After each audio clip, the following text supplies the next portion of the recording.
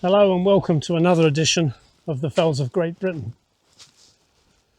Today I'm in Bannerdale, which is a valley that connects the village of Mungrisdale to a collection of fells, chief of which is Bannerdale Crags. Now Bannerdale Crags, as we all know, is a Wainwright, but when people bag it, as they say, they tend to include it in a circular route that includes some of the bigger fells, and so most of us never actually climb Bannerdale Crags, and yet there is a splendid route described by Wainwright in his book on the Northern Fells. I think it's book 5, in which he talks about the East Ridge running up to the summit of Bannerdale Crags, which he says is challenging and splendid. So I'm going to take a look at this today and see if I agree. And if any of what I've said so far doesn't make any sense to any of you, those of you who are watching who don't do the Wainwrights, well then let me show you the map of the route I'm on today and I'll join you again later.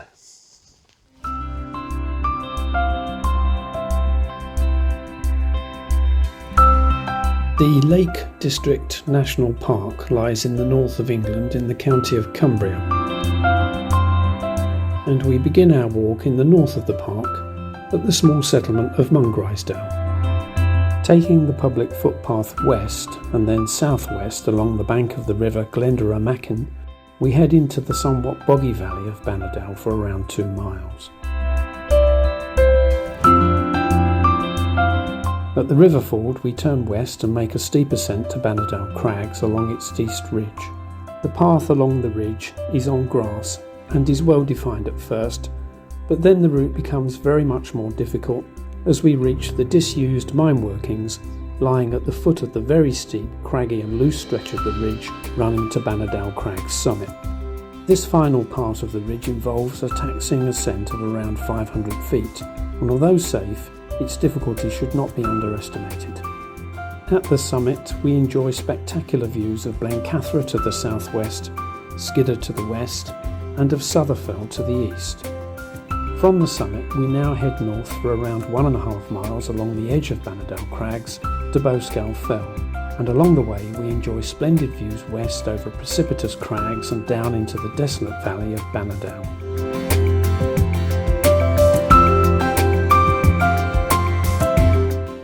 From Bowscale summit we continue north to Tarn Crags and then follow a short but very steep and exposed path down to Bowscale Tarn.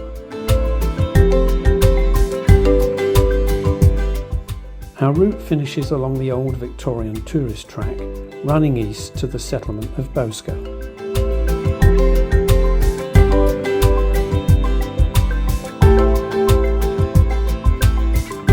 From Bowscale we head south along the road back to Mungrisdale. The route is around 8 miles in length and takes 4 to 5 hours to complete.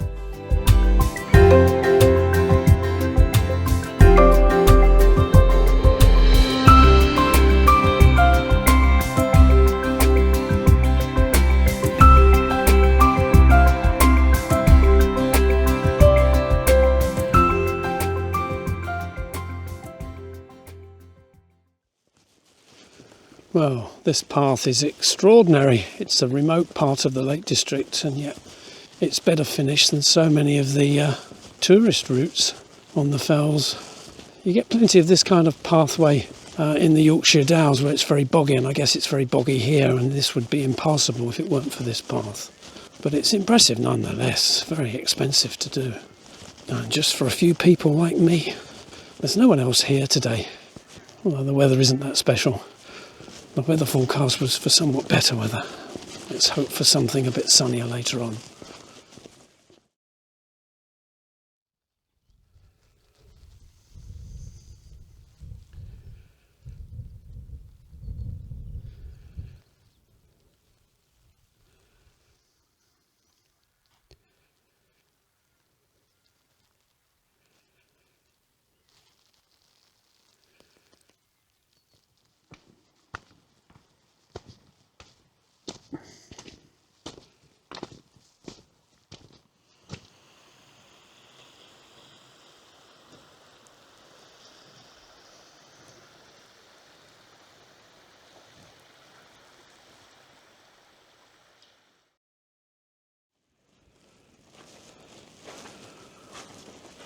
Well, I'm beginning to realise why few people do this route. It's incredibly boggy. So my recommendation, based on what I've experienced so far, is do this in the summer after a long dry spell. Or do it in winter when the ground is frozen, because boggy ground is not a problem when it's frozen. But this is very wet underfoot, but in a patchy way, because as you can see over there, the path does improve for a stretch. But I'm really not going to enjoy today's ascent if it's like this for most of the way. But we live and learn.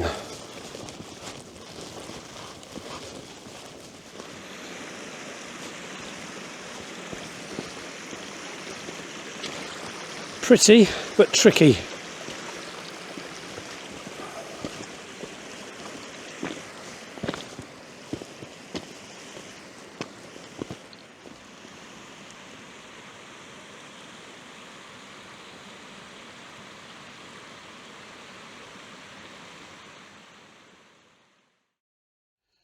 Now you'll have noticed from the map that we include one other Wainwright today, Bowscale Fell, and the route takes us down to Bowscale Tarn, which is quite famous for its association with tourism in the Victorian age, which I'll talk about when I get to the Tarn later today.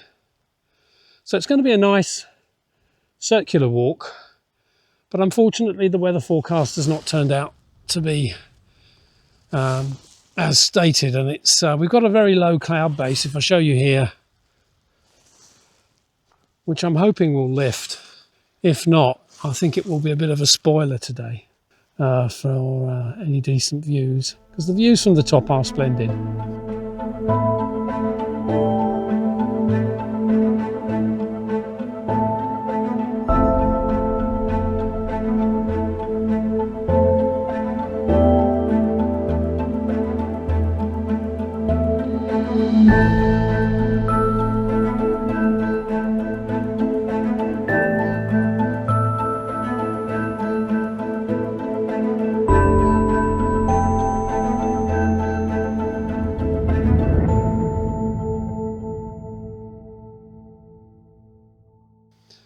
Coming round here now, we're following at the moment the route of the beck, Bannerdale Beck, and I'm looking now in the direction of Bannerdale Village, Mungrisdale Village, and over there you can just about see a faint indication of a path that goes up the start of the ridge. You can see it doesn't look particularly steep at the beginning, but up where the clouds begin you can see it steepens.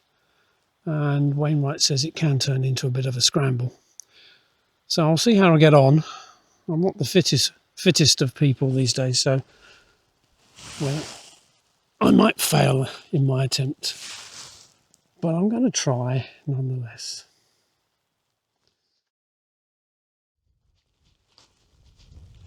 So I've just started the beginning of the ascent up the east ridge, and it's quite grassy at the moment, but I'm sure it will become more steep as time goes on. And the weather has improved, as you can see. The sun is shining slightly on my face, and so what I called the cloud base, which was really mist, has now gone, and we're getting little suggestions of blue coming through. Take a look. So this is my path ahead, and this is just the sort of path you want, really. Just about the right gradient to get that feeling that you're making progress, but it's not absolutely sapping.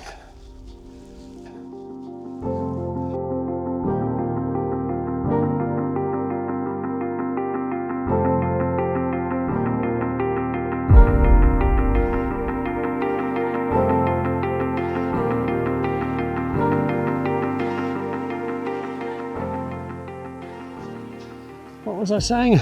Nice easy turf. Oh dear, I'm still on grass, but it's 45 degrees now. Very, very steep. But the weather has just opened up, the mist has lifted, the sun has come out, and it's glorious. If I pan around here, let me just show you. Let's get it in focus. Yep, okay. So, lovely U-shaped valley unfolding there. Looking back down towards Mungrisdale, just about to see the village there, that's where I've walked up from.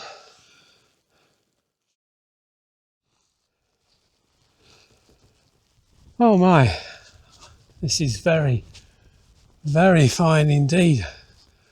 Up ahead there you can see the start of the little bit of a scramble up the final part of the ridge.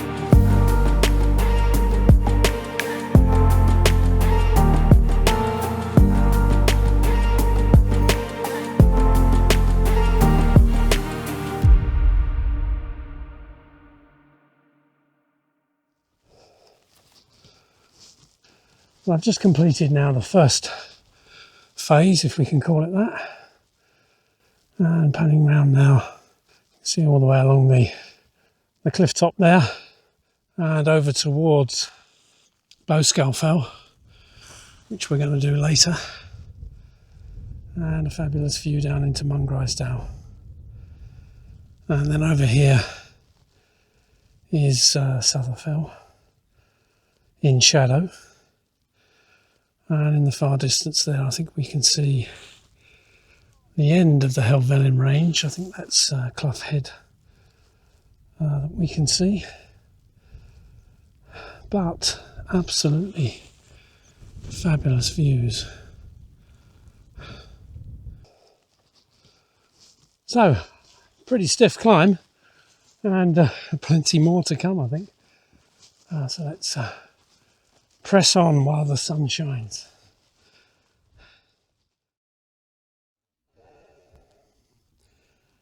So I'm just going to get my breath back. It's been a bit of a slog to get to here, and it's a little bit depressing to look at what's up next. Take a look. So this is the final bit of the ridge. Looks very loose. It's going to be a bit of a struggle to get up there. But it gives the meaning, doesn't it, to Bannerdale Crags. You don't get a sense of it being a crag when you're walking along the top, because, as we'll see later when I get to the top, it's quite grassy when you're walking along this cliff here. But to get up from this direction is a very different proposition. So coming round here, you can see evidence of a glacier from the last ice age. You can see the way the landscape has been sculpted to form this bowl, which is just a classic feature of glaciated scenery. And you can see that the U-shaped valley continues down there. What must it have been like millions of years ago, this landscape?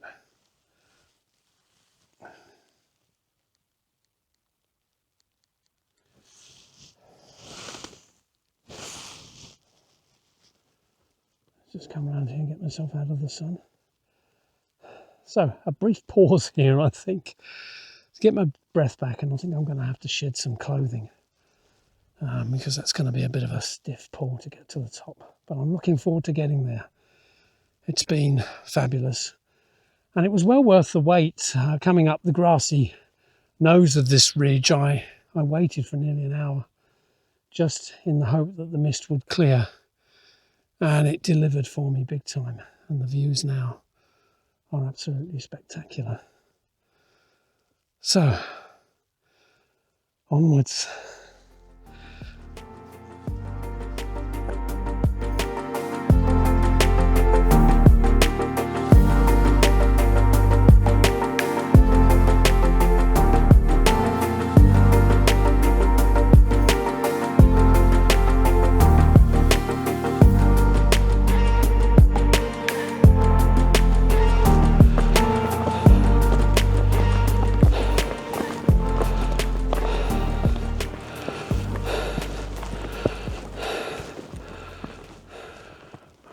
Oh, well, that's the gradient. You can finally see what you're up against.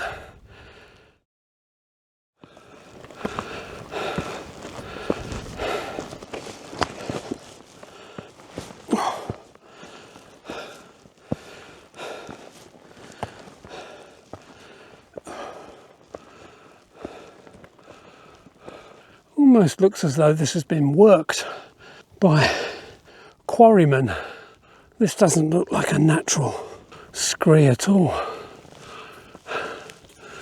Wainwright, in his description of this route, says that there are old lead mines on this fell, but I think when I looked at the map in his book, they were more over here and impossible to get to because the ground is too boggy, apparently. It's not easy to see where to go.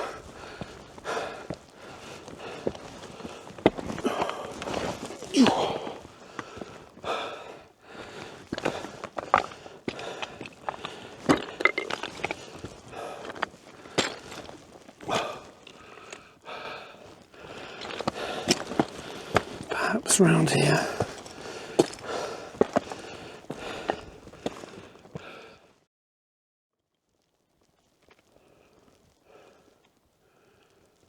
Glorious views. So craggy where I'm stood, but down there, just wonderful rolling countryside covered in pasture. Although, having said that, I haven't seen any sheep.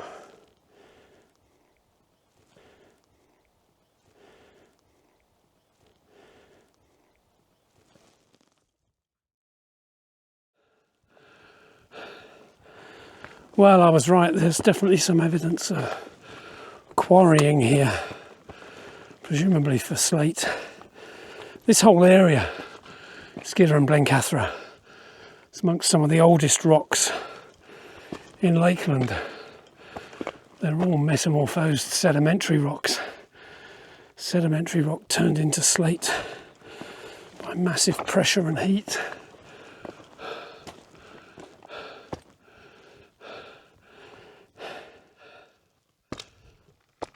It's unbelievable that people used to come here to work the rock. They would have had to climb what I've climbed every day and then do a day's work and then go home. These were people who obviously drank a lot of Guinness because they must have been made of more.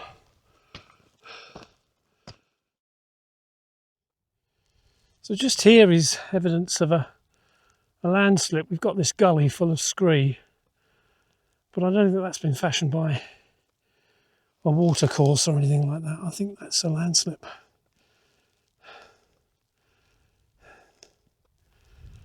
So over here, the views across Lakeland are opening up, although there's not an awful lot to see in this direction. That little lump in the middle of view now, just make sure it's focused, is Little Mel Fell. And we're beginning to get to an altitude that's higher than Southern Fell now.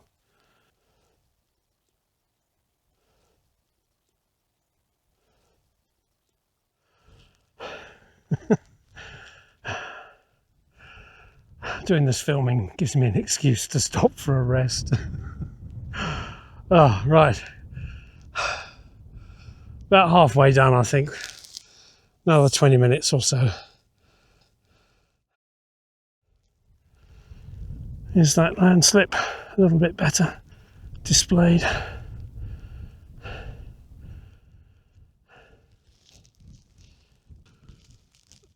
Still a way to go. Oh, nearly 45 degrees here. Oh,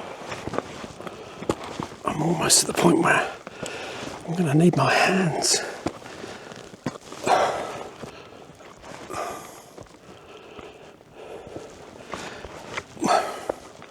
Oh, right, definitely hands now. I think we call this sort of thing a chimney. Although this is going to be quite brief.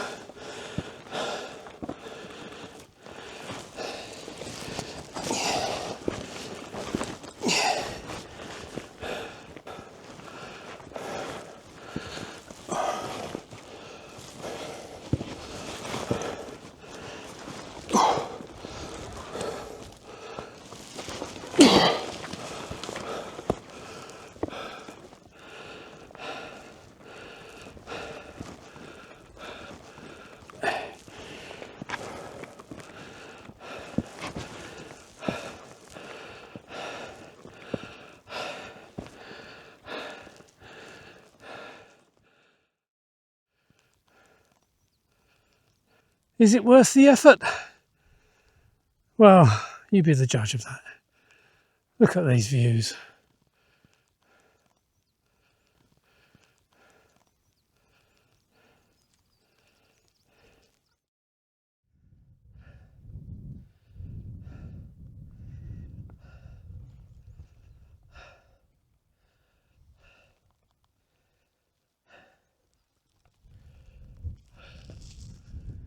Nearly there.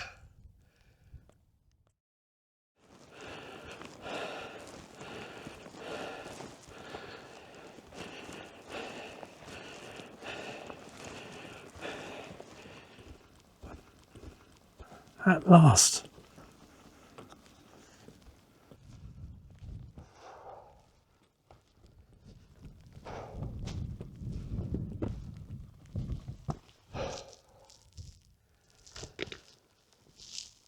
Done.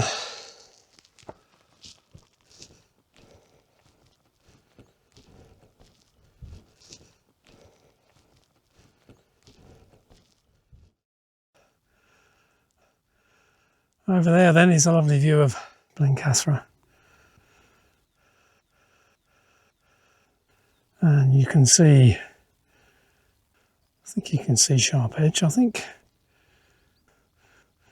Can't quite get my bearings, but Sharp Edge is there. It's not quite as visible as I would have expected it.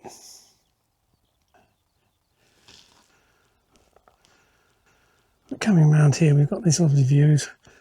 And this is the view most of us get when we include Bannerdale Crags in a Wainwright route. We just come here to the top and look down without ever having climbed it. So I'm so pleased to have actually done just that.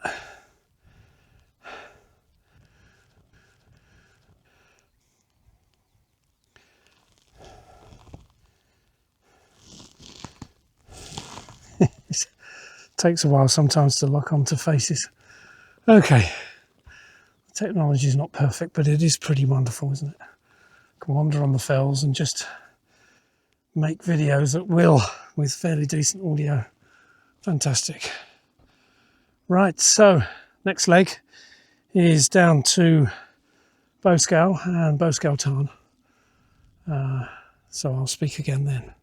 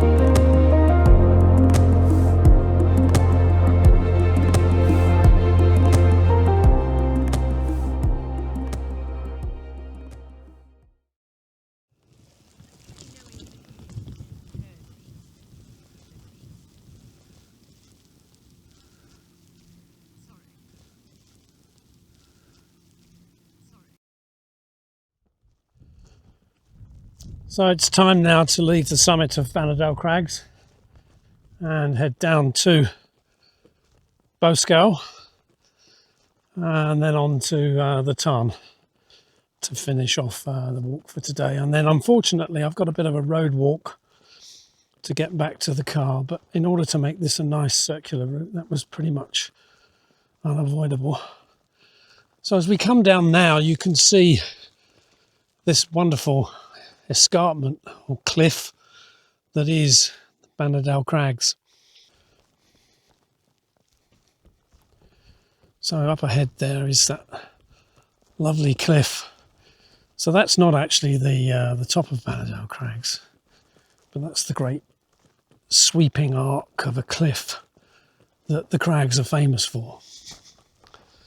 And you can see down there that there were no really any routes up.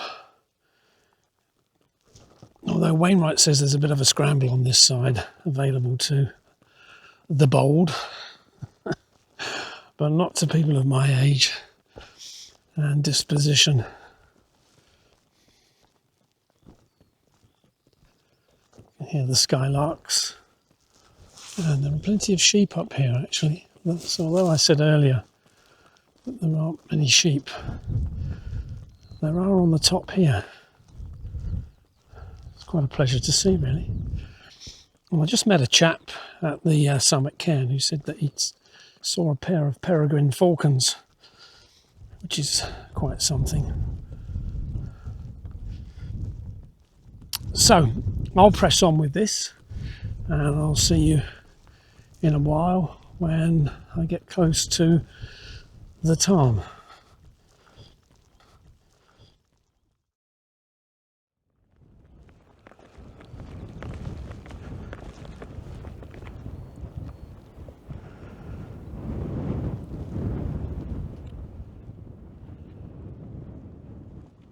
Now, I don't know if it shows up in the video, but over there on that very steep cliff there are some trees, single trees growing out of the rocks, clinging on for dear life.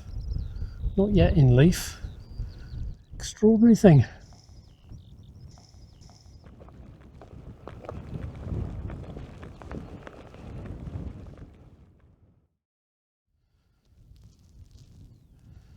So a final look at Bannerdale Crags before we move on to our next objective for the day, which is Bowscale, a nice grassy mound. I think I can see the summit cairn there in view. So I've got to be a bit careful that I don't take one of the paths going off to the right. I need to keep left.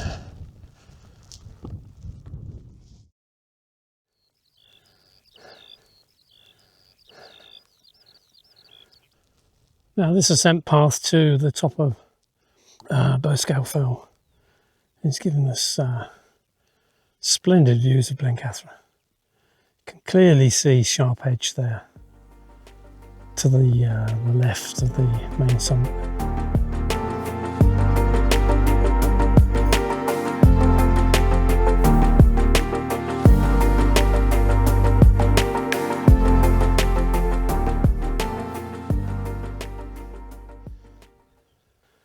And then further left we've got Scales Fell And then coming around here, we've got Mungrisdale Common.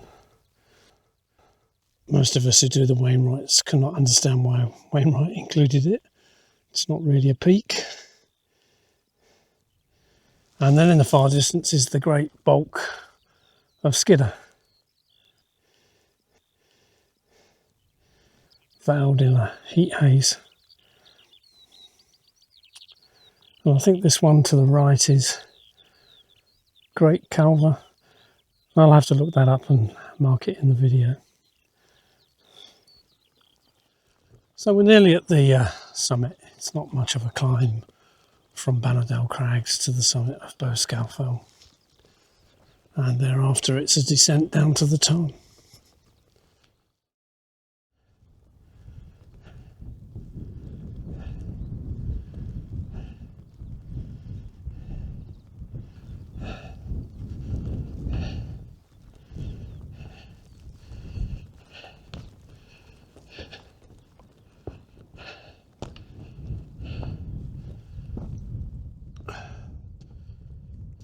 Absolutely splendid view. Bannerdale Crags, Blencathra, in all its majesty.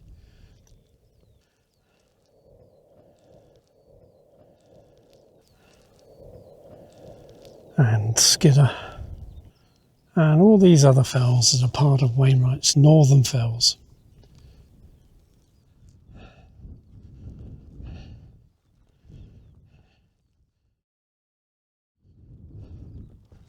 So it appears that there are two cairns at the top of this fell. So we've got to visit them both, haven't we?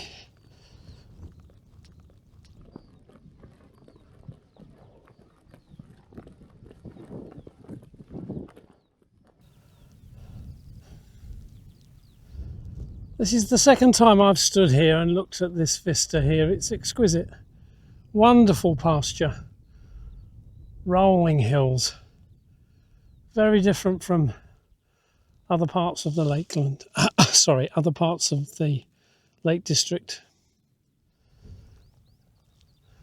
So the path down to Scales Tarn, as I remember, is not really well defined, although there is a path over there.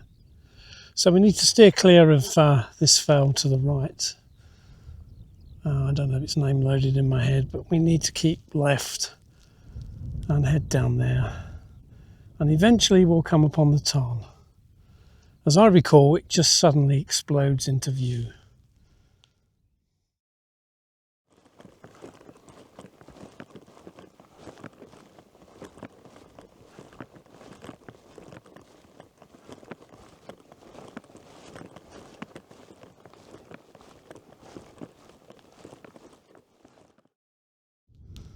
So that hillock-looking structure over there, that little lump on the horizon, is the hill I couldn't name, and there's a good reason for that. I've just looked it up on my phone.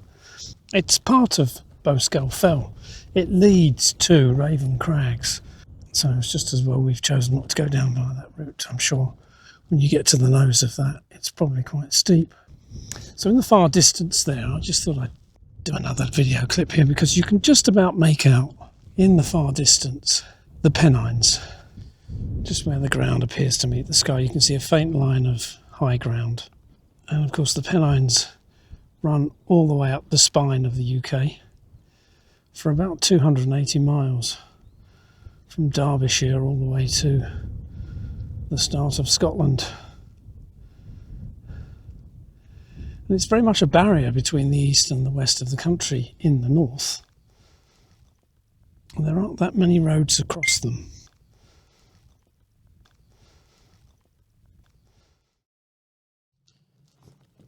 Now, I'd forgotten just how lonely and desolate this landscape is on this side of the Lake District. It looks very forbidding. There's just no evidence of habitation whatsoever. No sheep, no evidence of any life apart from the pasture and the gorse. Just take a look at this.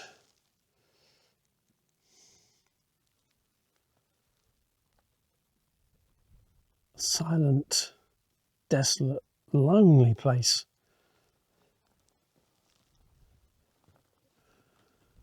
If you don't have a path in that kind of landscape to walk on, you really are faced with something that's just not navigable on foot. I've been in situations in the past where I've tried to get across landscape like this in the absence of a path, and it's wretched. I wouldn't advise anybody to even attempt it. Now, as I said earlier, the Tarn, Bowscale Tarn, explodes into view, and I think this is where you get the first sight of it. Let's just come down here.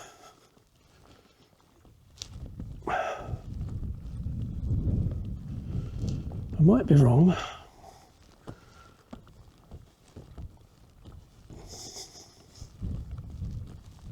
And there it is. There it is.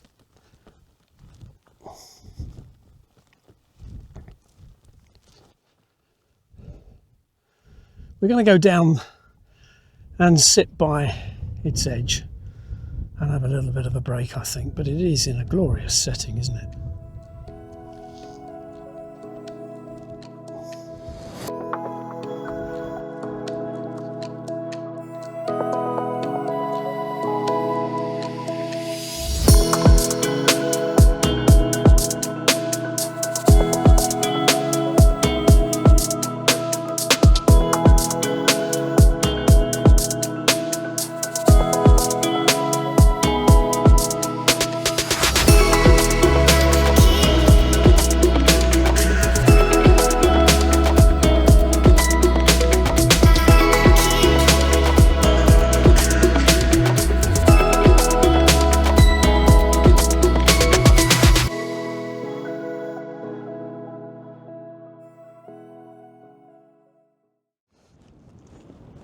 Now, I'd forgotten just how steep this bit is to get down to the Tarn.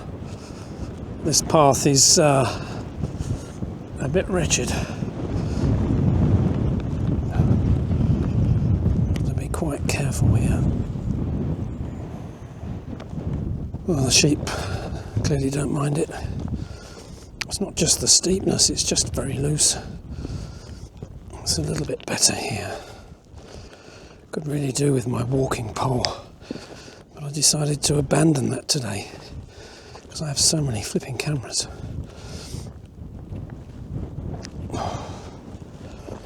This is, God, it's such a lovely spot, but this path is treacherous. This is bad.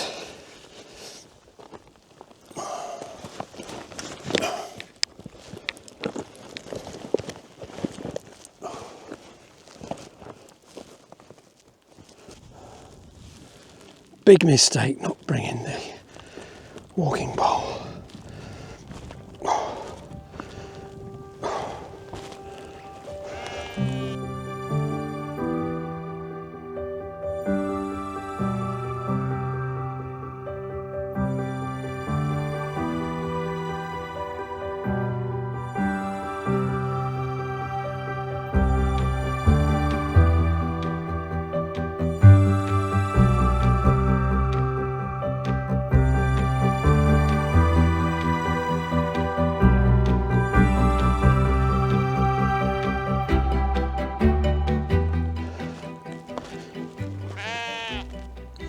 In the summer, there are usually lots of people picnicking and wild swimming in the Tarn, but not today. I've got the place all to myself, provided I can get down there in one piece.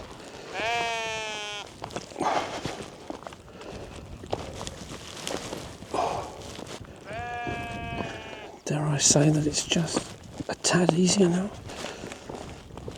Perhaps.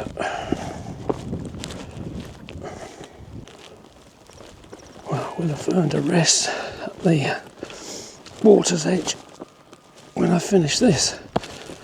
Oh my God. Nearly down, thank goodness. It's wonderfully calm here. No wind, pretty much screened on all sides from any prevailing wind.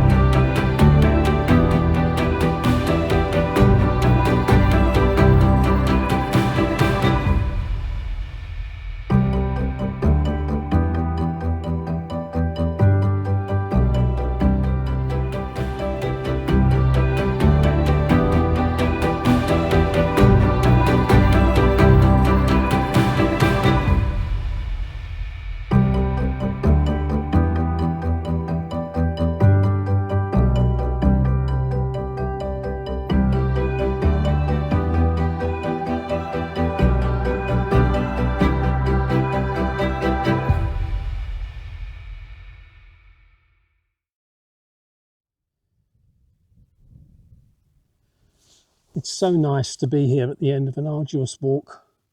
That East Ridge was very tough.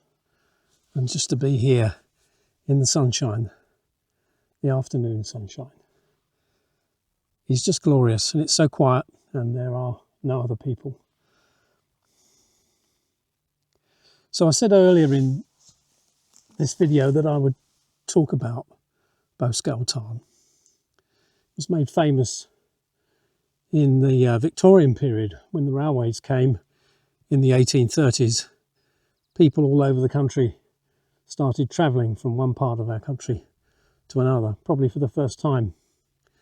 I think many of us failed to appreciate just what a transformation that was in the access to other parts of the country for many people, but especially the wealthy who could afford these trips.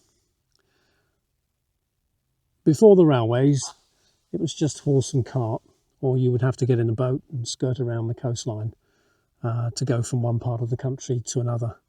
But when the railways came, everything changed and this country was opened up. And one of the places that people liked to visit was Lakeland.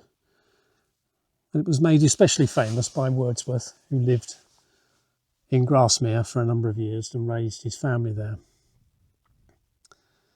And the Victorians would come to Bowscale Tarn by trekking pony from Bowscale village and Mungrisdale village. And they would pay the local farmers for the trip. And in fact, the path that we're going to go on shortly back to the road and eventually to my van was built by local farmers in order to service this new trade in tourism.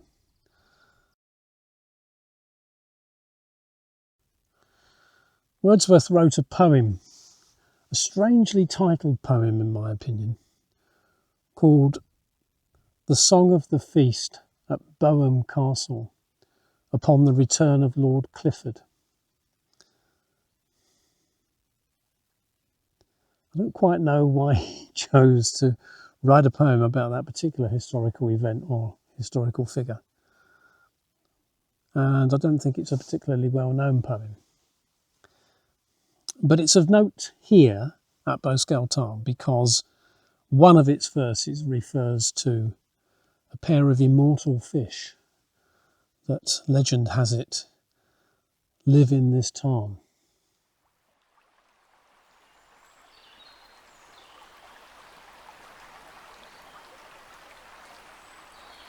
To his side the fallow deer came and rested without fear.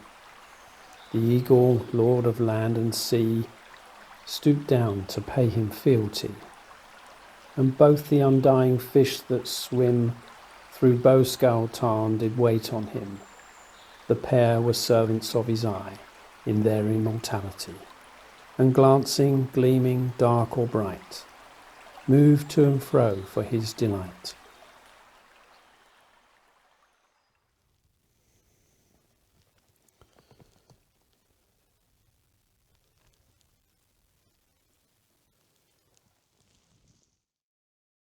Wonderfully peaceful, isn't it? A fine end to today's walk, I think. Let's just get myself out of the sun. There we are, that's better exposed. So, back to the van now. We're going to go along this road that was built for the Victorian tourists.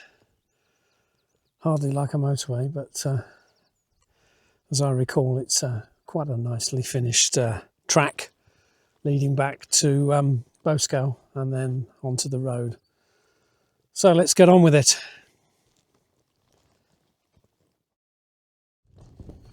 And there's something very fine about this valley as we head back to the road. It's a particularly nice farmstead down there in its own little enclave. Got its own landscaped gardens. Splendid.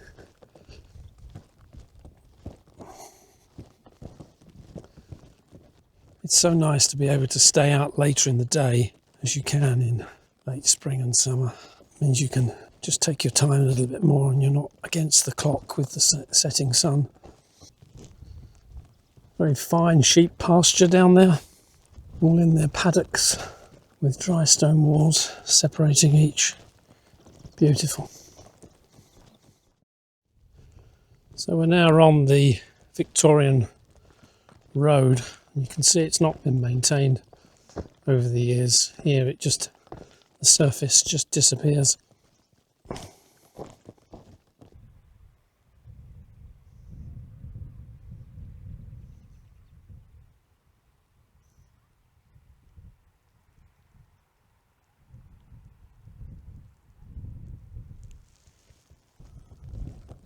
That hillside over there is peppered in little indentations that are micro landslips. Looks as though the whole hillside has an unstable soil covering. So the path starts off quite poor actually. So I suspect that the Victorians would have been brought along the better path, as we'll see at the moment, in some kind of horse and trap or horse and cart or something, and then they would have left that to continue their journey by pony. There was something called the Grand Tour. There was the European Grand Tour that the aristocrats used to do. I don't know enough about the history, but I suspect that when the railways came, we started to see grand tours being conducted in the UK. But you can see why the Victorians would have liked to come here.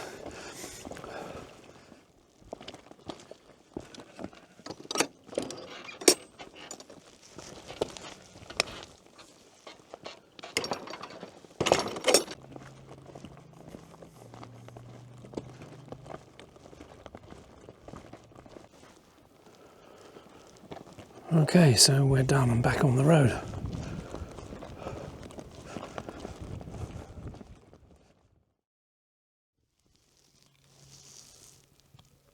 Splendid blossom.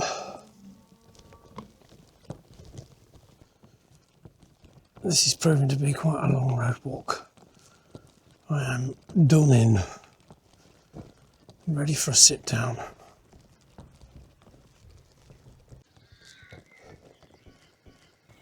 So, almost back at the car.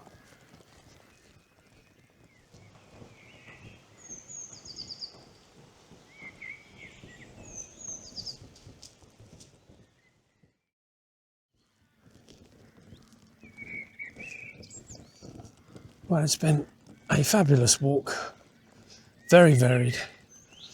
The weather turned out fine in the end. I managed to visit all the places I wanted to see. So, for those of you who've joined me until the end of this video, I do hope you've got something from it and that you'll consider doing this route at some point. And so, on that note, this is me, a rather tired walker, saying goodbye and farewell, and do join me again when I next walk the fells of Great Britain. Bye for now.